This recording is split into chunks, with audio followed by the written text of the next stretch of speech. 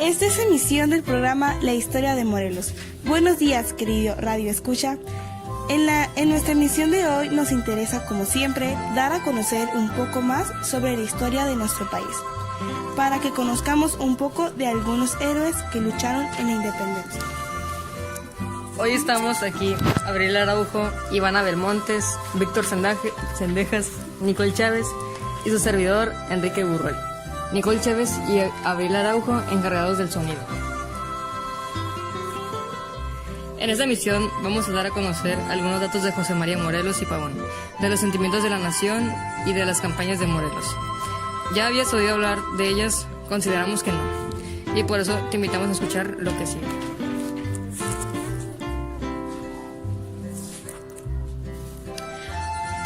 José María Morelos y Pavón, reconocido por su genio militar y por su pensamiento político, es una de las mayores figuras del movimiento independiente de México. En 5 años de actividad realizó 4 campañas militares que constituyeron el peligro más grave al que se enfrentó el gobierno virreinal.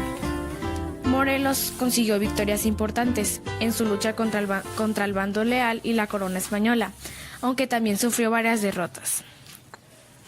Les propongo ahora continuar escuchando una nueva etapa de la guerra, con José María Morelos como líder. Un camino que llevará a la Declaración de Independencia de México el 6 de noviembre de 1813. Para eso hablaremos sobre la historia de Morelos, o más bien la vida de Morelos. También sobre cómo se llevaron a cabo las 4 campañas y qué surgió de ellas. También se hablará sobre los sentimientos de la nación, el cual es un documento que fue leído por Morelos durante la apertura del Congreso de Náhuatl. Se considera un papel muy importante. Buenos días. Hoy hablaremos de la biografía de José María Morelos. Pero, ¿quién fue José María Morelos y Pavón? Su verdadero nombre es José María Morelos y Pavón. Nació en Valladolid, Michoacán. Fue hijo de Manuel Morelos y de Juana María Pérez Pavón, quienes eran de origen indígena. La pareja tuvo a su primogénita llamada María Guadalupe en 1761. Luego vino Juan de Dios Nicolás en 1763, que murió en 1828. María Josefa Eulalia en 1770. María Antonia en 1774, José Antonio en 1778, Antonio Venancio en 1779 y su hermana menor, Juana María Vicenta, nació en 1784 y murió en 1790. El lunes 30 de septiembre de 1765, la señora Juana María de Morelos asistió en Valladolid a la misa dominical del día de San Jerónimo y al salir sintió los dolores de parto en la calle. Se solicitó auxilio a las monjas del convento de San Agustín, donde nació José María en el pórtico del convento. El 4 de octubre de ese año fue bautizado en la Catedral de Valladolid con el nombre de José María Teclo Morelos y Pavón. Morelos cursó los estudios en la escuela de su abuelo, el maestro José Antonio Pavón. El padre de Morelos, don Manuel, era carpintero y tras una discusión con su madre, se marchó de la casa familiar y llevó consigo a su hijo Nicolás, por lo que la familia pasó una severa crisis económica. José María entró a trabajar en la hacienda Tahuejo de su tío paterno, Felipe Morelos Ortuño, ubicada en el actual municipio de Paraguarí, Michoacán, región de Apatzingán, a los 14 años. En el año de 1709, luego de la muerte de su padre, José María sufrió importantes cambios. Pasó a estar bajo el cuidado de su tío Felipe Morelos. Se trasladó a Apatzingán a una granja en donde trabajó arreando mulas y también como escribano o contador.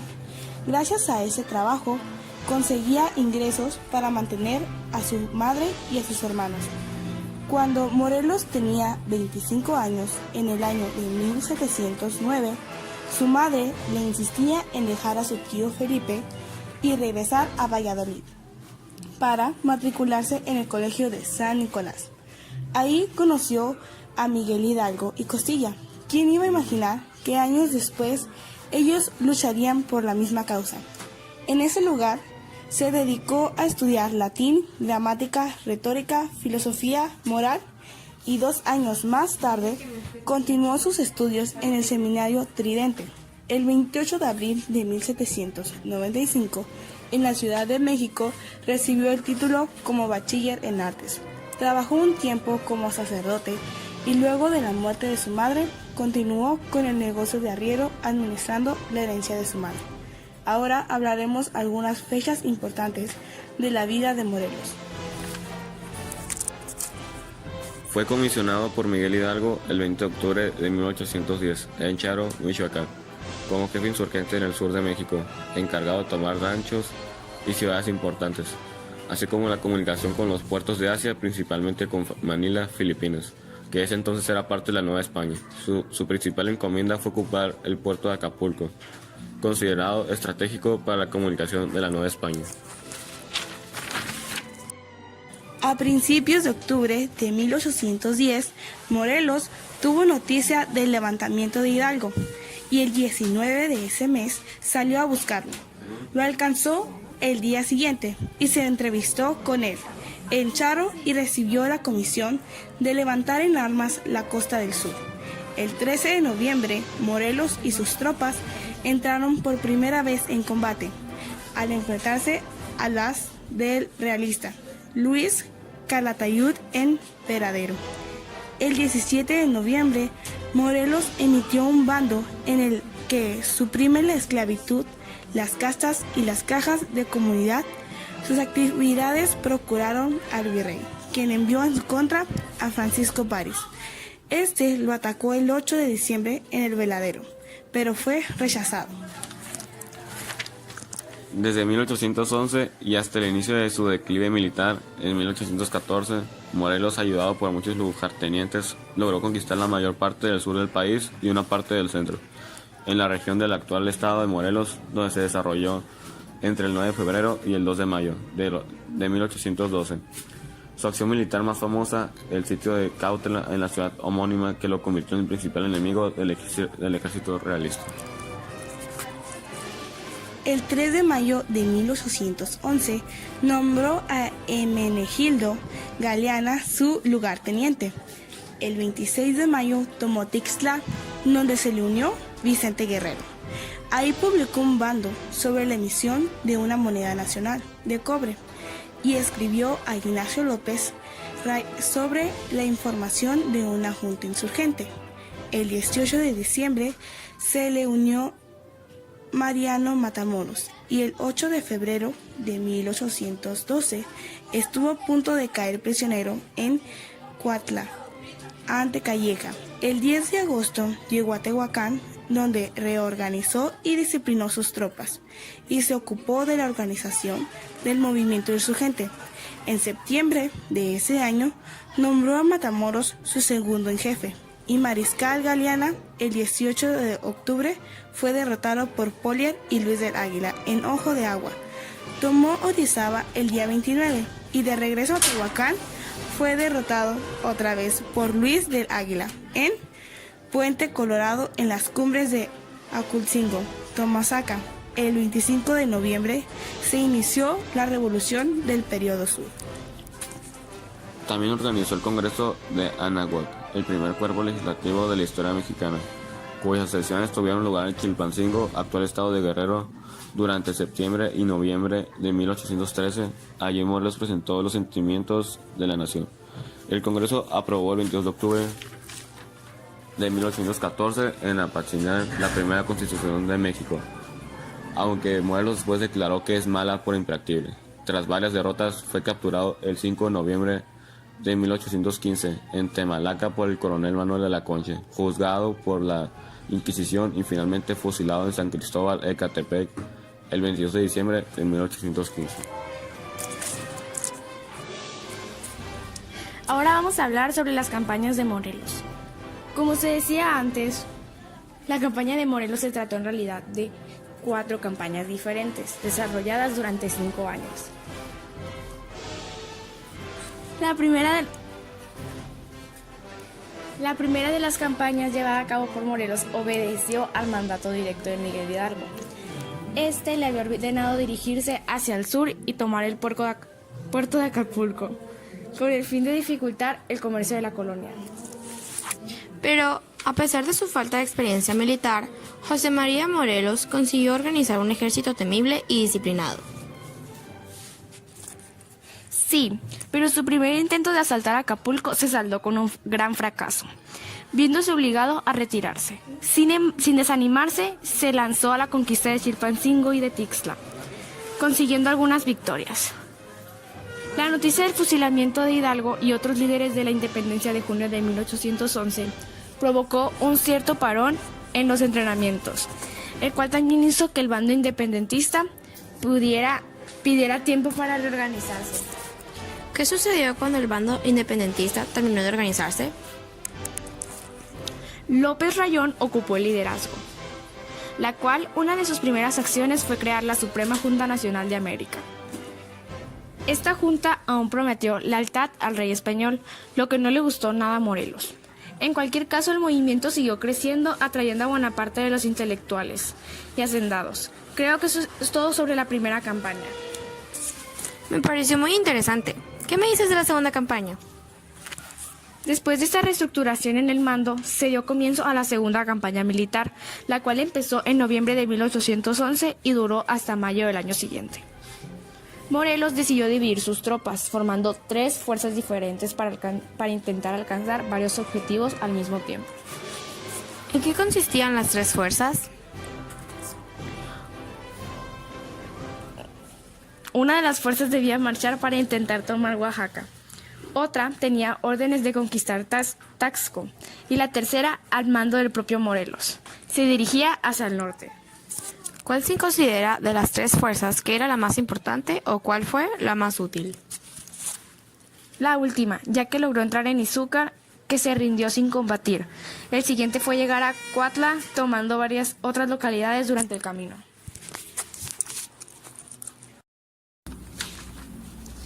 ¿Estás cansado del sol? Tranquilo, tenemos la solución, con el nuevo pañuelo de Morelos. Hará que ya no te esté molestando el sol y puedas tener un mejor día. Disfrútalo y póntelo. No te cansarás. Consíguelo en tiendas exclusivas Morelos y compañía. Hoy estaremos hablando sobre la tercera y cuarta campaña de Morelos, con nuestra compañera Ivana Belmontes. Hola, muy buenas tardes. Después de la acción militar de Cuautla, Morelos se le trasladó a la Sierra Central de México, donde se encuentra el eje volcánico transversal, y tomó Izúcar, Ocuitico, Huillapa, Citela y Chautla, donde Morelos reorganizó sus tropas, pues estaba decidido a marchar hacia el sur del virreinato. En Chautla, Morelos recibió la noticia de que el gobernador Bravo había sido capturado, a la noticia de traición mientras dominaba en esta hacienda del comerciante español Gabriel de Hierro. La madrugada del 10 de mayo de 1812 fue presentado ante Calleja, quien se dirigía a México, y que tomó la decisión de que se le enjuiciaría en la capital. Tras varios intentos de persuasión por la parte de Morelos hacia las autoridades españolas, Leonardo Bravo fue ejecutado a garrote vil. La mañana del 13 de septiembre, a pesar de que los insurgentes ofrecieron 800 soldados españoles a cambio de la vida de Bravo. Morelos autorizó a su hijo, Nicolás Bravo, la ejecución de los prisioneros realistas. A la mañana siguiente, Bravo reunió a los españoles y acto seguido les perdonó la vida. Por este hecho se le conoce como el caudillo magnánimo.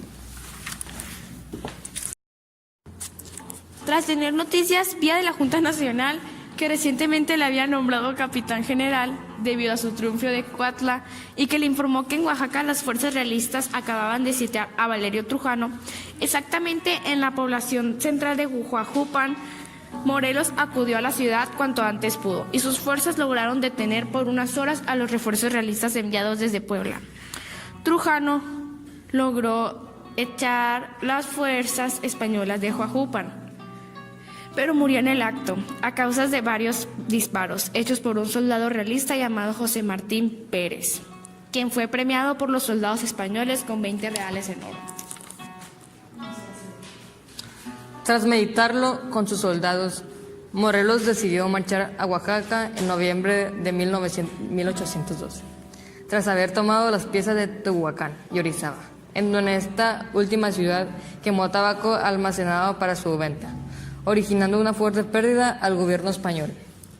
En la madrugada del 25 de noviembre, el ejército insurgente llegó a las puertas de la capital de la Intendencia de Nueva Antequera donde escribió una carta al brigadier Roque Abarca, comandante general de la plaza, y al obispo Antonio Vergosa y Gordo, pidiéndoles la rendición de la plaza y enviando una carta a la comandancia, portada por varios emisarios. La tropa fue repelida a cañonazos y los emisarios fueron pasados por las armas. En Oaxaca se narra una de las leyendas de Guadalupe Victoria, quien se dice comandaba una legión, que se acercó a un río cuyo extremo se encontraba una división de soldados realistas. Como cuenta la leyenda, Victoria lanzó una espada al río diciendo: «Va mi espada en prenda, voy por ella».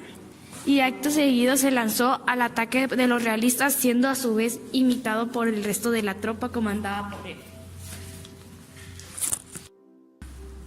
Muy bien, ya hablamos de las campañas de Morelos. Ahora vamos a hablar con nuestra invitada, la historiadora Yasmín Velázquez, de uno de los documentos más importantes y famosos de la historia mexicana. Pero, ¿cuál es este documento tan importante? Bueno, Víctor, este documento es nada más y nada menos que los sentimientos de la nación. ¿Qué es este documento? ¿De qué se trata? ¿Y por qué es tan importante para la historia de México? Eso es de lo que les voy a hablar, pero tengan paciencia. Ok, entonces adelante. Empieza diciéndonos, ¿qué sentimientos de la nación?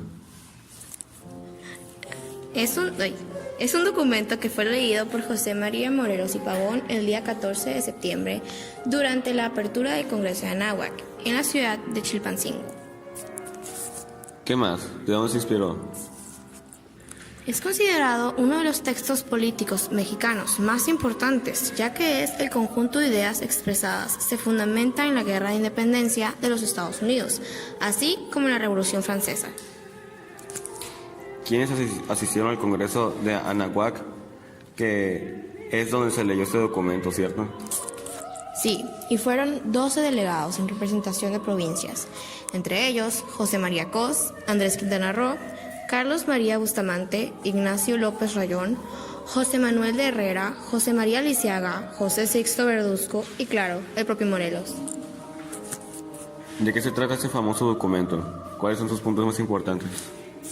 Bueno, pues sus puntos más importantes fueron declarar la independencia y libertad de América de España o de cualquier otra nación, gobierno o monarquía, reafirmar la religión católica como la única aceptada sin tolerancia de otra, establecer que la soberanía dimanaría del pueblo y del Supremo Congreso Nacional Americano, compuesto por representantes de cada provincia, en igualdad de números, eliminándose a la figura del rey de España.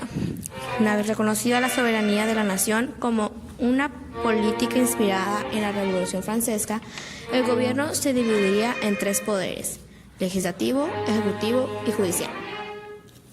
Con la finalidad de proteger a los americanos, los empleos quedarían reservados para estos. Se cambiaría la forma de gobierno, se eliminaría el sistema monárquico y se establecería un gobierno liberal. Socialmente se pretende una mayor igualdad, reduciendo el tiempo de los jornales, y se debe procurar mejores costumbres para las clases marginadas.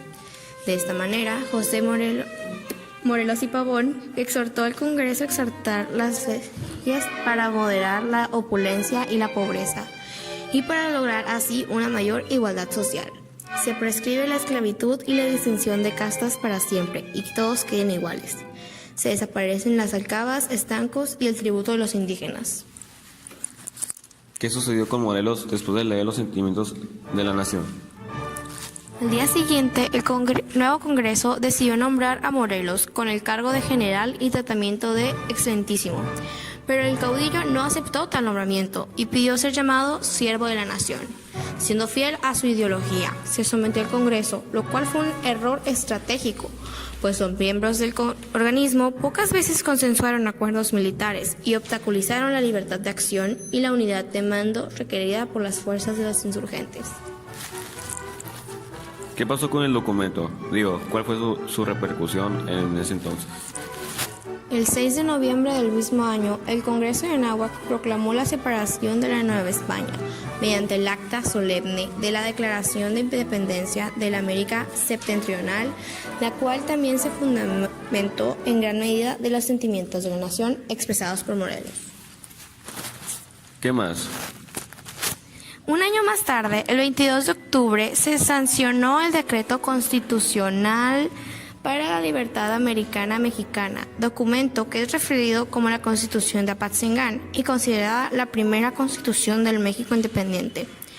El documento se inspiró más en la Constitución francesa de 1791 que en la Constitución de Cádiz, pero con la diferencia de no reconocer ninguna figura monárquica, tal y como fue señalado en los sentimientos de la nación. Debido a esta situación, la Constitución de Apatzingán entró en vigor en el territorio dominado por los insurgentes. Consumada la independencia de México, se estableció el primer imperio mexicano. Al establecerse la República, se dio una constante pugna entre liberales y conservadores, hasta la década de 1860, pero ese ya es otro tema. Wow, ¿hay algo más que debamos saber sobre este interesante documento? Pues eso es todo. Claro que si quieren más información, siempre pueden investigar información sobre él. Pero esto es lo más importante. Pues muchas gracias por la información. Ahora pasaremos a otro tema, un poco sobre la vida de Morelos. ¿No te gustan las botas tradicionales? No te preocupes. Con las nuevas botas con el diseño preferido y personalizado para Morelos, no te cansarás de usarlas. Baratas, cómodas y perfectas. No te las quitarás. Compra ya y recibe con ellas un pañuelo de Morelos. Aprovecha esta oferta. Consíguelos en Morelos y compañía o marcando al 134 1111.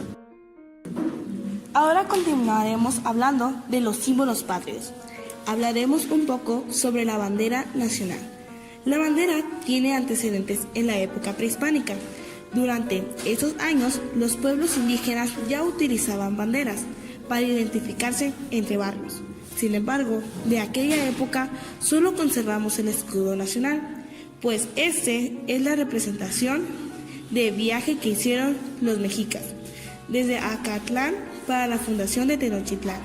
Ahora hablaremos algunos datos de Morelos.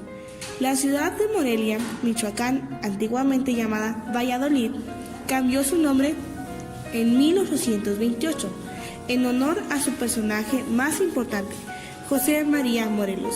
En Morelia hay un monumento ecuestre de Morelos, donde se puede apreciar que su caballo tiene la pata izquierda levantada, hacia alusión a quien la monta. Fue fusilado. Morelos aparece en el billete de 50, en el inverso y en el reverso de este se puede ver el acueducto de Morelia.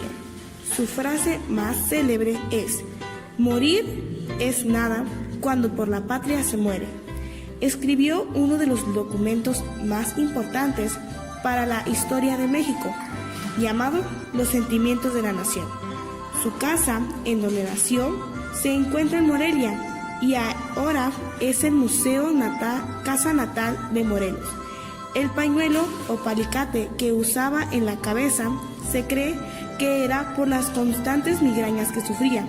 Bueno, seguiremos con algunas fechas importantes dentro de la vida de Morelos. El 12 de abril de 1813 tomó Acapulco y el 31 de agosto salió hacia Chilpancingo, donde el 14 de septiembre se inauguró el Congreso con la elección de diputados y la lectura de los sentimientos de la nación escritos por Morelos. El día siguiente, el Congreso lo eligió generalísimo encargado del Poder Ejecutivo y el 6 de noviembre el Congreso emitió su acta de independencia. El 13 de diciembre fue rechazado de las Lomas de Santa María por Criado de Llano y Agustín de Iturbide. Se retiró a Chupito y Puriarán, donde sufrió una nueva derrota en Tlacotepec. En octubre se reunió con José María Cos en Santa Clara de Cobre. Siguió hacia Aire o perseguido por los realistas. Llegó a Apatzingán, donde hay congreso público. El 22 de octubre se decretó constitucional para la libertad de América Mexicana. A causa de la persecución realista, el Congreso decidió pasar a Tehuacán y Morelos fue encargado por su custodia en 1828. en la ciudad natal, recibió el nombre de Morelia. El 26, en 1869, Benito Juárez decretó la creación del Estado, que lleva su nombre el 16 de septiembre de 1925. Sus restos fueron llevados a la columna de la Independencia. ¿Sabías que las lenguas que se hablaban eran en mayoría el náhuatl y el español? Ahora vamos a hablar de tradiciones, las tradiciones. Septiembre es el mes más mexicano, ya que el día 15 se celebra una de las fechas más importantes dentro de nuestro país, el Grito de Independencia. En 1810, los insurgentes, un grupo formado por el cura Miguel Hidalgo y Costilla, Juan Aldama, José Miguel Domínguez, el corregidor y su esposa, Josefa Ortiz de Domínguez, la llamada corregidora, entre otros héroes del movimiento de independencia, se levantaron en armas. Durante este periodo, este grupo organizaba el comienzo adecuado para dar batalla contra la opresión y virreinato español. Pero en vista de una supuesta filtración de información y el conocimiento de la famosa conspiración de Querétaro por la corona española, Hidalgo se vio en la necesidad de adelantar la lucha. La madrugada del 15 de septiembre de 1810, Miguel Hidalgo, en la parroquia de Dolores, hoy Dolores Hidalgo, se lanza armado con un estandarte de la Virgen de Guadalupe y alienta al pueblo a combatir por su independencia, por su tierra, su herencia y su patrimonio. Ese histórico momento es la fecha más memorable e importante hoy en día para todo México. Es por eso que previo a la celebración de la fiesta más patria, traemos un breve recuento de las tradiciones típicas y las curiosidades más sorprendentes sobre lo que rodea al Grito de Independencia. En nuestro equipo nos fascina la historia y el color, entonces, ¿qué mejor que ponernos los colores mexicanos todo el mes? Esto es lo que debemos hacer para ponerte muy mexicano y celebrar el estilo mexicano con mucho orgullo por tu país. José María Morelos y Pavón fue un militar insurgente, sacerdote y patriota mexicano que lideró la independencia de México. Después de la muerte de Miguel Hidalgo, sus campañas fueron de gran ayuda para la independencia de nuestro país, así como el documento de los sentimientos de la nación, que fue leída en el Congreso de Anáhuac y se inspiró en la independencia de Estados Unidos y en la Revolución Francesa, y que fue un elemento de suma importancia para la liberación de nuestro país, y aún ahora forma parte de nuestras leyes. Aún tenemos mucho que aprender de la independencia en México, ¿no creen?